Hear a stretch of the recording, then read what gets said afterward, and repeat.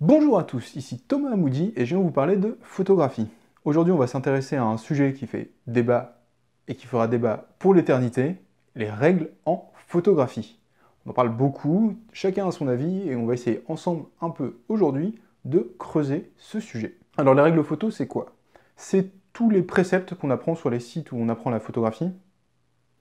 Voilà, quelle belle phrase. Et qui sont des sortes de recettes à appliquer pour améliorer nos photographies et avoir un résultat meilleur plus rapidement, comme utiliser la règle des tiers, donc ça c'est des règles de composition, faites la mise au point sur l'œil, etc. C'est un peu toutes ces choses-là qu'on vous invite à respecter pour avoir de meilleures photos à la fin. Pourquoi on en parle autant? Tout simplement parce que ces règles nous rassurent.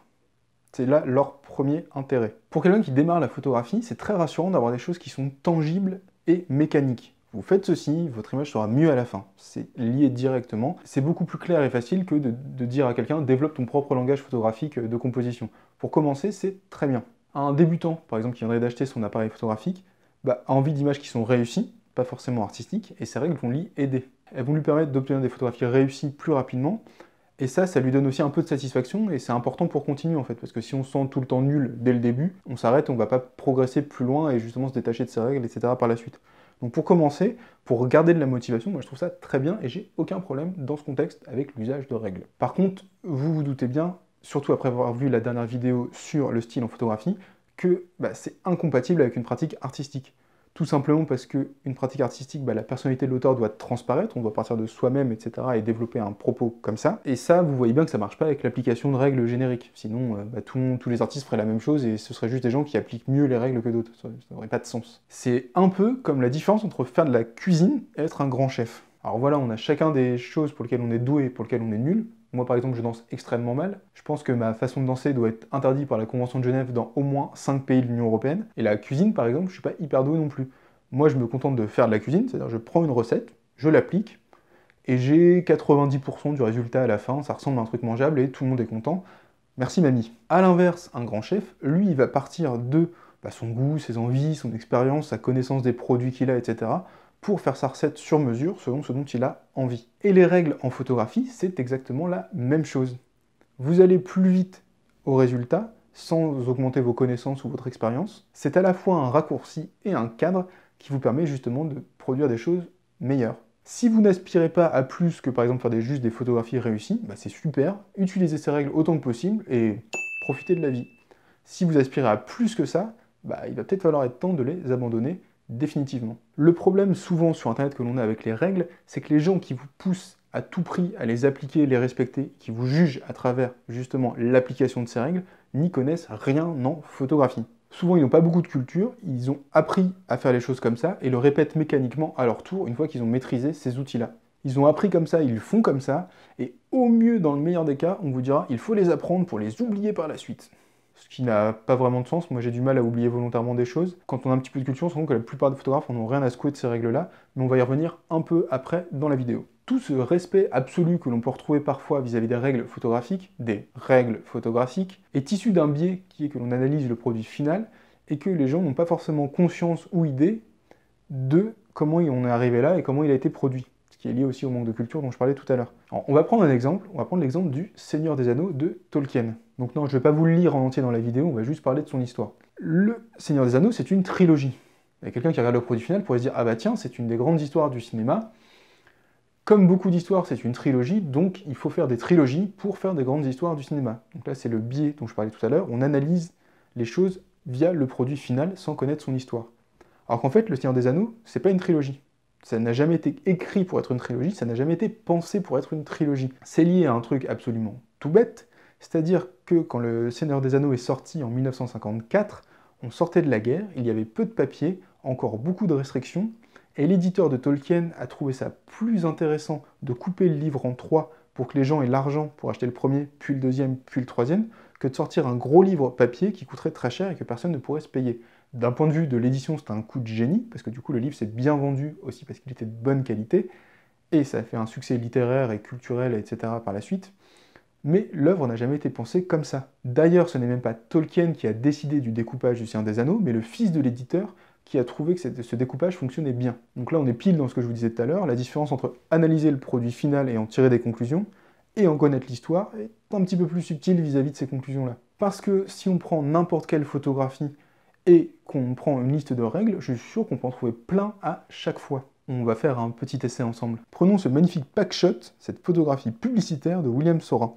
Si on prend cette image, on peut trouver une très belle symétrie, des couleurs complémentaires, une mise au point bien faite sur l'œil, un éclairage parfait, le produit est mis en avant et toutes les règles du packshot, la discipline qui consiste à vendre des produits publicitaires, sont respectées.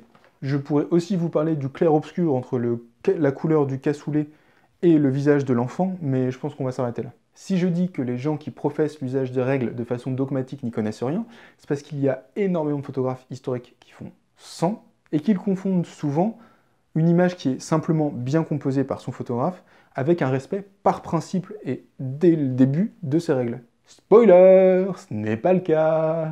D'ailleurs, si vous voulez qu'on parle de composition de façon plus détaillée, j'ai écrit un article complet sur le sujet, je vous mets le lien dans la description. Le mieux pour discuter de règles photographiques, c'est peut-être d'écouter l'avis de ceux qui ont fait l'histoire de la photographie. C'est après tout les mieux placés pour en parler. Et aujourd'hui, on va prendre l'exemple de Richard Cavla, un photographe de rue, membre de l'agence Magnum. Sur la photographie de rue, il déclare « Quand j'ai commencé la photographie et commencé à regarder des images de Cartier-Bresson et à lire un peu, certaines règles étaient implicites ou même explicites. La première était « Ne recadrez pas vos photos ». J'étais un jeune photographe et cela semblait être une règle, donc je l'ai suivie. Je pense que c'était assez stupide maintenant en regardant en arrière. Je veux dire, pourquoi suivre des règles? Peut-être que vous pouvez suivre les règles, mais il est préférable de suivre les règles en lesquelles vous croyez, et je n'y croyais pas. Je le faisais parce que c'était la règle. Donc si quelqu'un qui a pratiqué depuis 50 ans la photographie et a rentré ses images dans l'histoire de celle-ci, juge que l'application de règles était un peu stupide quand elle est faite mécaniquement et par principe, peut-être d'écouter son avis. En revanche, il dit que s'il y a des règles auxquelles vous croyez, c'est intéressant de les suivre, si c'est des choses qui vous plaisent à vous, et ça, je suis totalement d'accord avec. Ça participe souvent à définir des projets photos intéressants, d'avoir des règles de composition en se disant bah tiens je vais plutôt faire comme ci, comme ça, etc. et je vais essayer de faire ça sur chaque image pour que le tout soit cohérent. Ça je trouve que c'est vraiment une bonne façon d'avoir un ensemble de photographies homogène. Quoi qu'il en soit, la photographie est une discipline ingrate. Si vous demandez à un ami, un proche, votre femme, votre chien ou votre lama de vous citer 10 photographies célèbres et de les dessiner, bah il y a de grandes chances qu'il galère quand même, et s'il arrive à faire les 10, vous pouvez le féliciter. Dans la photographie, il y a de nombreux appelés, mais très peu d'élus, et les places dans l'histoire, la mémoire collective et la culture sont très très chères. Si je vous dis ça, c'est parce que, a priori, on ne va pas tous rentrer dans l'histoire de la photographie, loin de là. C'est pour ça que je pense que pour apprécier la photographie et la pratiquer sur le long terme, il faut aimer le processus, c'est-à-dire la réflexion, trouver un sujet, réfléchir à la composition de vos images et tout ce travail-là, autant que le résultat, qui est d'avoir des photographies qui vous plaisent et qui éventuellement plaisent à d'autres gens quand vous les diffusez. Les règles, c'est un peu un raccourci là-dedans. C'est pour les gens qui ont envie du résultat, mais qui n'apprécient pas forcément le processus derrière. Alors, encore une fois, si vous n'avez pas d'aspiration à plus que faire de la photographie pour le plaisir, il n'y a aucun souci avec ça, prenez des raccourcis, tant mieux si ça vous fait plaisir. Personnellement, j'ai plutôt tendance à m'adresser aux photographes qui veulent produire de l'art, ce que j'essaye moi-même de faire, et en ça, c'est incompatible avec cette pratique. Ah, et pour ceux qui trouvent que vouloir faire de l'art, c'est quelque chose de pompeux, je vous invite à lire avec moi cette citation de Man Ray que je vous affiche.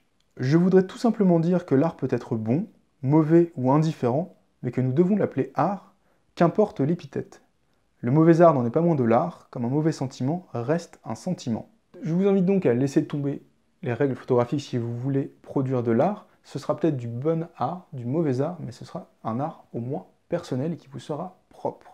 Merci à tous d'avoir regardé cette vidéo jusqu'au bout. Si elle vous a plu, je vous invite à laisser un petit pouce bleu, à la partager avec toute ta classe de CM2 pour l'occasion, et aussi à t'abonner à la chaîne. Je vous mets un lien dans la description vers mon livre qui s'appelle 10 outils indispensables pour votre projet photo. Il ne parlera pas de règles, mais parlera de plein de choses qui pourront vous aider pour votre projet. Il est gratuit et le lien est dans la description. Moi je vous dis à bientôt pour une prochaine vidéo.